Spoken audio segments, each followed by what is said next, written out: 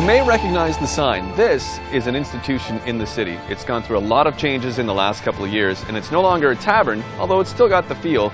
It's more of an oyster house. And if you've never been to an oyster house before, you're in for a treat. This is Ottawa Eats. I'm your host, Tom Schoch.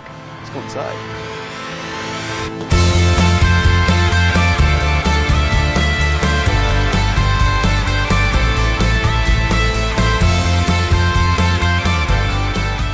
This is my good friend, the barkeep, otherwise known as Josh, co-owner here. Mm-hmm. Now this is a different place. This is, if you're looking at it, you're going, oh yeah, okay, it's a tavern, but it's a little bit more than just a tavern. We like to think so, yeah. Yeah, sure like to think it's so, very swanky. Yeah, swanky. Swanky tavern. So we're here at the Elmdale Oyster House, and when you come in here, when somebody walks through the front door, what can they expect as soon as they sit down and start talking to the barkeep? I think you get a friendly face, a friendly yet casual, unpretentious kind of gregarious atmosphere. These are all very large words. Yeah. Yeah. Highly educated in this establishment. Yeah. When people are coming in here, what kind of food can they expect? I know that you're going to get, you know, a great pint. You can get a great mixed drink here, but what's the food? Yeah, it's an oyster house. We've integrated the oyster house to the tavern, so we're certainly oyster focused. Yeah. You know, we're certainly if the kitchen falls apart, we always like to say we're an oyster house. You know, so you're still well equipped. We're still well equipped with oysters, but yeah, we have some very accomplished cooks and an exceptional chef who's integrated a menu from our other location, and I would say it's. Sustainable seafood is a focus. Okay. And rustic yet refined menu. How did you find yourself on the other side of the bar? I know that the staff lets you there, lets you stand there, but yeah. How did you find yourself as a co-owner? I know that you're a guy that probably has spent your fair share at a bar on this side of the table, but now you're there. Yeah, I've restaurant industry since I was 16. Working for Val Belcher at the Lone Star Cafe, Wow. Fisher and Baseline. I'm 39 now, so that many years. We don't have to talk age. We don't have to talk age. He's 29. He looks great. 29. Yeah. And so, yeah, just that many years I've been in the industry. Started as a busboy, worked my way through various positions. Eventually, I was working with oysters in Toronto, and that was the real difference, you know, working with oysters. Are you an oyster guy? You're a guy. I'm an oyster guy. Yeah. Just so you're shucking them at home. Just sort of like this. Oh God. Yeah. It's nice that you can put a weapon right on the table and I don't run away screaming. So. No, yeah, opened a lot of oysters. Somewhere past 1 million. Somewhere past 1 million pieces of oysters. You count. That's impressive. Well, every one, in case someone asks. Okay, so you guess if you were to design your own T-shirt for you that would talk about you, it would be "Go shuck yourself." Yeah, something like this, or you know, or oyster. I don't even know her, or something like that. I don't know. All right, Josh, we're going to make some food in your kitchen with one of your very well-trained chefs. I expect nothing but the best, and if he doesn't perform, we'll open him up. Yeah. Okay.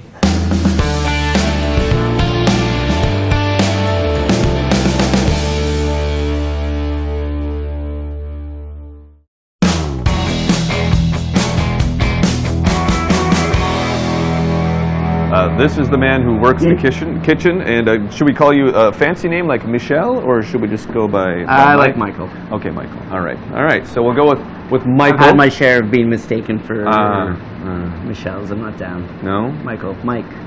Chefy. M-bomb? M-bomb, sure. Okay. Whatever works. All right, we'll go with M-bomb.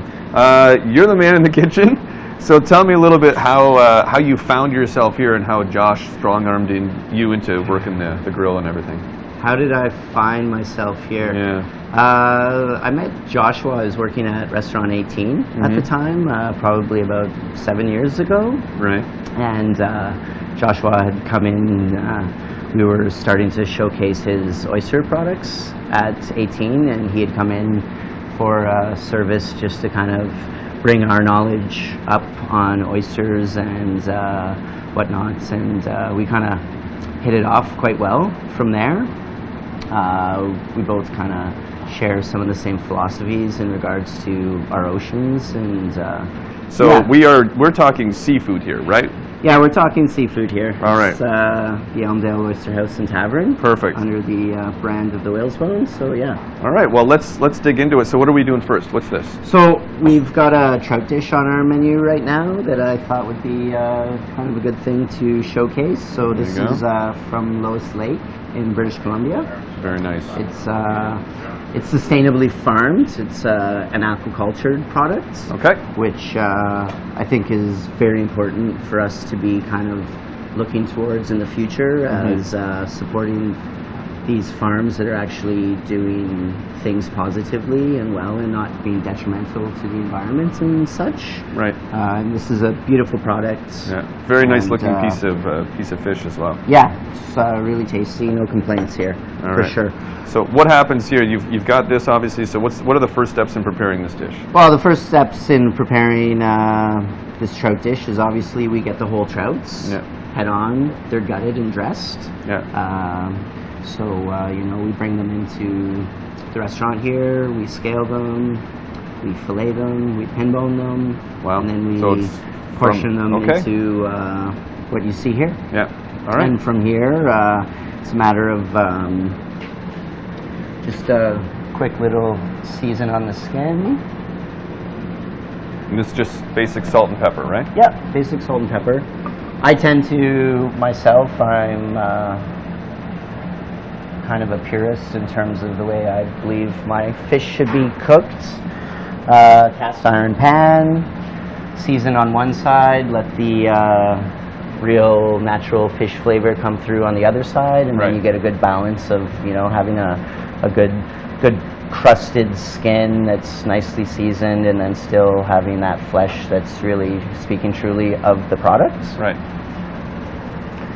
So a little bit of oil in the pan. A little bit of oil in the pan, and I'm just going to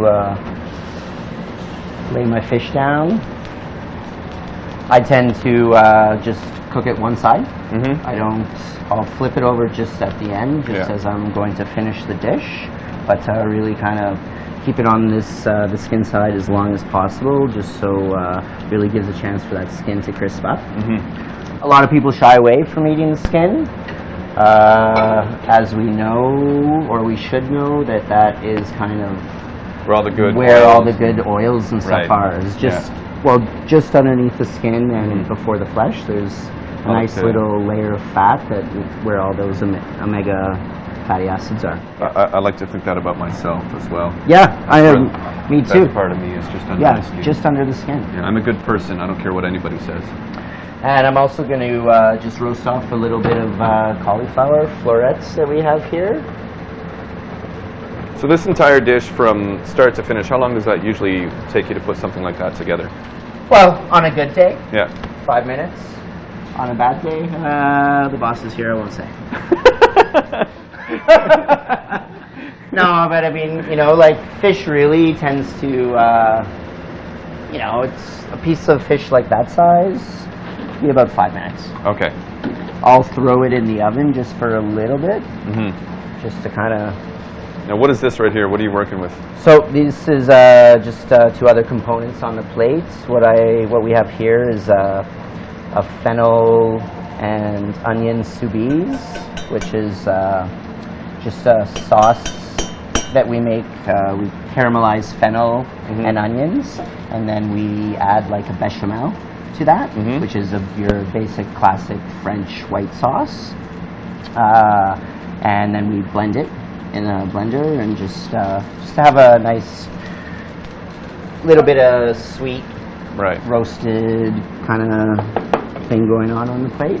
And then I have here just a cauliflower puree for another added component onto the dish. And both of these are heated? Yes, both of them are heated. All right.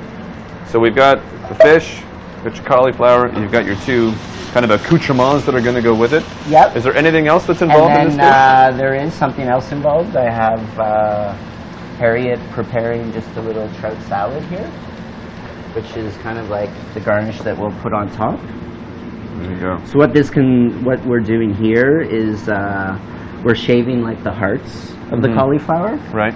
just to kind of like make sure we're using as much of the product as we can. So we take the nice florets, and where somebody else might be Right. like, well, what can I do with these hearts? Exactly. So we shave them really nice and thin, kind of refresh them in ice water, and you know, cauliflower has a tendency to kind of smell a little bit sulfury and strong, Yeah. kind of farty. I've had, yeah, okay. I was, You know? all right, okay, all right. And, I didn't want to say it, but yeah. Well, absolutely. you said that's Yeah. pretty casual and loose here on the show, Yeah, it so is I very figured casual and loose. I could say farty. Yeah. You All know? right. So we'll let everything here kind of come together, and we'll see the finished product in just a couple of minutes. Yeah. Through the magic of television, it is now magically prepared. So what have you all done at here that. to put it together? It's amazing. Yeah. So I wish it was this easy every day. Just snap your fingers. It's sort of Yeah. like on Star Trek. Yeah. That's only one Star Trek reference per show, by Yeah. the way. So you've added a couple of things here. So yeah, so obviously this is the plated presentation. If anybody comes to the restaurant and this trout dish does not look like this, then you Send it back. Yeah, send it back. All right. And please email me and let me know so I can give my cooks a hard time.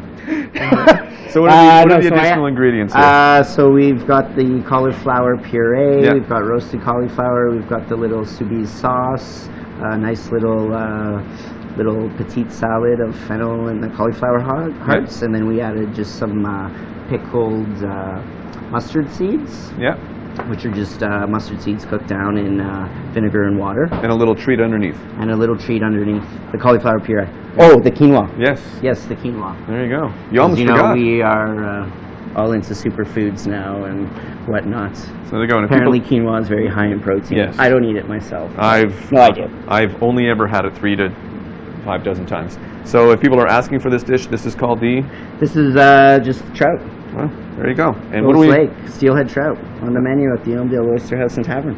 And what are we making next? What are we making next? We're going to quickly send over to the garde-manger side and whip together a little nice lobster salad. Ooh, lobster. Lobster Waldorf, ranch dressing, yeah. iceberg lettuce, walnuts. You had me at lobster salad. Lobster. You don't need to keep selling it. Yeah.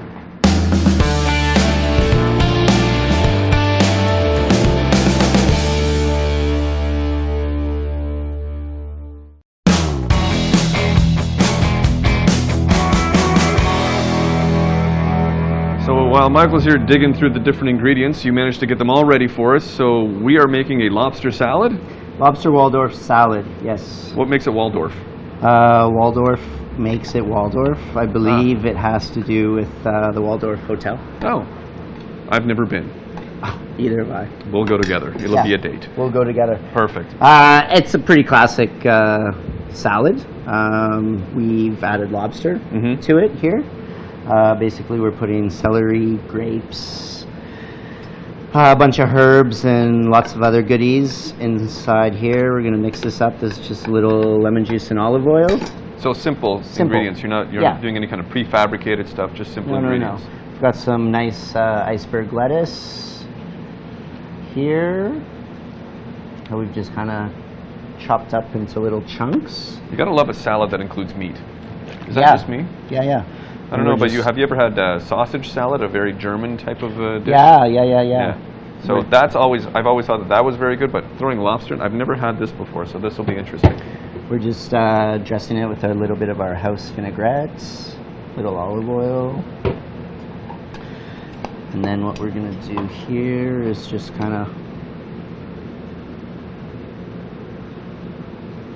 place our grapes and celery and radishes and all that. What's your favorite part of putting something like this together? Is it the actual plating, or is it designing the different menu items? Is it the actual cooking on the actual stove? Or First what is and it? foremost is it's got to taste good. Right. So testing is what you're saying. Yeah. I do enjoy like putting plates together and presenting food. This is our lobster meat here from Nova Scotia. Definitely, yeah. I mean, I enjoy well-presented dishes. What's your Very much so. what's your pet peeve when it comes to the kitchen? 'Cause Pet you're the, peeve when it comes to the yeah, kitchen. you're the guy who's in charge. You're the guy that everybody kind of has to you know, follow in the rules? Is there something that just drives you absolutely nuts, other than a TV guy and a crew that's in your kitchen? Rags that aren't folded. Rags that are just like and thrown in a pile. I can't stand it. Are you paying attention to that? Cannot stand it. Oh, she's good. Don't worry. No? She's a good rag folder? She feels the same way. All right. So we're just going to put a little bit of walnuts on here. Some crumbled blue cheese, because, you know, stinky cheese makes everything better. Yeah, blue cheese is great. Nice soft cheese. Yeah. So And something then, like this that you would put together, is this something that you would just kind of come up with the idea, run it by Josh, or is it something that Yeah, someone else has come up definitely, with? you know, Josh, he trusts me pretty well, but he definitely kind of wants to taste stuff, for sure. Lots of these kinds of ideas, you know, they might start as a special. Right. And, you know, go See how it really goes, and if well, people then like we'll it. kind of evolve the dish, figure it out. Anyways, that's basically it. So that's your snacking portion that I saw right there. You saw that, Yeah. exactly. Very sneaky. I like how he did that. I love apples, so like no matter what kitchen I go into, there's got to be apples around. All right, so this is your It's better than eating fries, so, right? yeah, and you look nice and slim for that. Well, sure. So there you go, the lobster Waldorf salad. And for something like this, is it a seasonal dish, or do you have seasonal dishes on the menu? Yeah, I mean, this is definitely, to me, kind of speaks pretty summery. So if something was more, let's say So I you're think- coming here in the fall or winter. I think something in the fall or winter, we'd probably maybe do like a warm lobster salad. Right. You know? Okay, so there you go. Great. Lobster Waldorf salad, and Michael has stolen one of the apples. So this is what, 25 cents off? Yeah.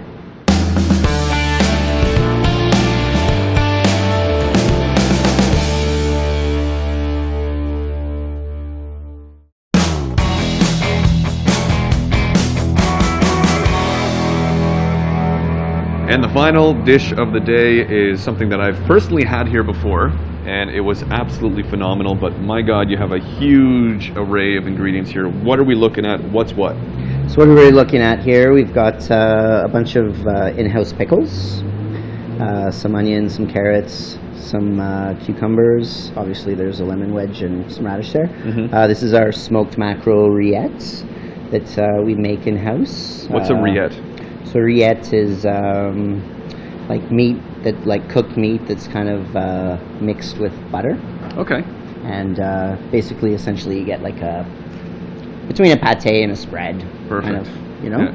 Whatever it is, it looks amazing. Yeah, the smoked mackerel is done by our good fellow Johnny Scratch at the shop on Kent Street. Yeah. And then we have our cold smoked steelhead trout, again, which is done in the shop. Our hot smoked albacore tuna. We've got a pickled egg here that we pickle in-house. This is a scape. As you might be aware, about a month ago, we were into garlic scape season, as all the farmers were cutting the tops off their garlic. And we have a little pickled octopus here, which actually we get from these Greek guys out in Vancouver. Really? That's, I don't know, the Greeks are really big into their pickled octopus. Would you say that this, for somebody who's not necessarily a big fan of This fish, is really good. This is something that they should try to really get over that fear? Yeah. Okay, For great. sure. This is really tasty stuff. Now, what we're looking at here as well is that when you come here, you will get things on a plate, but this is a beautiful piece of wood as well that you're presenting this on. Yeah, you know, some of our food, we like to present it a little more rustic and a little more kind of farmy looking. And you can burn the plates when you're done for heat. Yeah, for sure. Yeah, for it's sure. key, yeah. I can smack people on the bottom with them sometimes too. That's a different show. Yeah. All right. So and then we just have a house mustard and a creme fraiche swipe on the plate, just for obviously creme fraiche adds a little bit of tang and some more richness, and the mustard is just kind of all made in house. Cutting through, all made in house. Right. Yeah. All right. For sure. So let's. We don't put milk this- the cows, but we make the creme fraiche. There's no room. There's no room here. All right. So how does this all go together? Oh, you know, I'm probably not the best person to be doing this, quite honestly, but We were told that you were. we'll figure So- it out. If he's doing it improperly, I think the peanut gallery should heckle. She's already looking at me No, going, what are she's- you doing? Yeah. Now, we So did yeah, I talk don't like about this that. a little bit I don't like off that. camera, but the fish that you use here and the different ingredients that you use here, you guys are very much a sustainable farming. Is that what you're after for your different seafood? And wild caught as well. Okay. Which, you know, the sustainability with the wild caught fish is obviously how it's being fished out of the water. Like long line trawling and all that kind of stuff is a very big no-no. There's a lot of bycatch and what's that certification you're not called targeting for? the right species.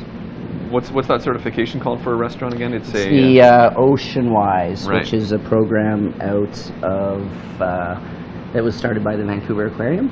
Okay. So for a restaurant to get that, you have to adhere to certain codes and... Yeah, adhere to their standards of what they see fit for seafood products to be used. I like that the pickled egg is not dry in the center. No, yeah, little runny yolk. Everybody likes a runny yolk. And then just pickled scape. There's a yolk there, but I'll leave it alone. And then something like this, we just generally serve with some crostinis on the side. We'll gussy it up with I like to use the word gussy. Very nice. A couple of little microgreens, and there we have our smoked fish platter. All right. So Compliments of Johnny Scratch down at that's 2 plugs. the wholesale That's Kent location. He needs to return the favor to you, though. Well, he better. Yeah. Michael, thank you very much. You're a pro. Thank you.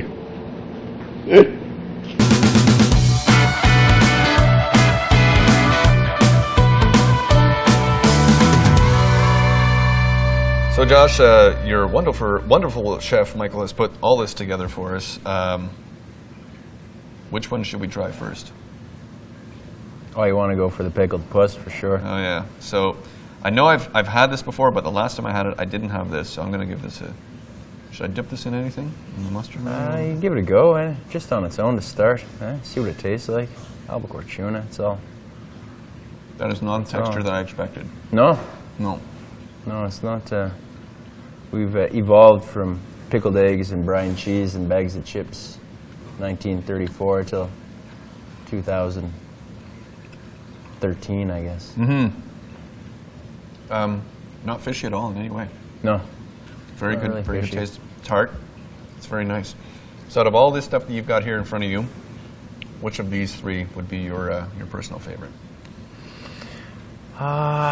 You know, I don't not like anything. I like food. I like a lot of food. Yeah. Yeah, I would have a nibble of everything. I would ask for a half portion of everything. I have a half portion of all of it, and then oysters into the mix as well. But Chef Radford there, I mean, he bangs out the exceptional flavors, exceptional food. Yeah. All right. But, So when you're coming down here, Elmdale Oyster House, I guess you can call this what, the heart of Hintonburg? well, I'll let you call it the heart of Hindenburg. Sure. Yeah, we Why like the not? sounds of it. Yeah, that's where it let's is, say right it. here. Right So on. come on down, check it out. Great beer, great bartenders, great staff in the back of the kitchen, and look at what they make. You can't go wrong with this stuff. Is there a website or somewhere where people can check you out online? Whalesbone.com, the Whalesbone Tavern on Twitter. Yeah, these are the spots we're hanging out. There you go. So come on down and have a pint and enjoy the rustic but unbelievably good food. I'm going to have another of the pickled puss. Do you want one? I got a little albacore there. Okay. All right. Albacore. Thanks for watching Ottawa Eats. Thanks for having us. This is the best part of the job, by the way.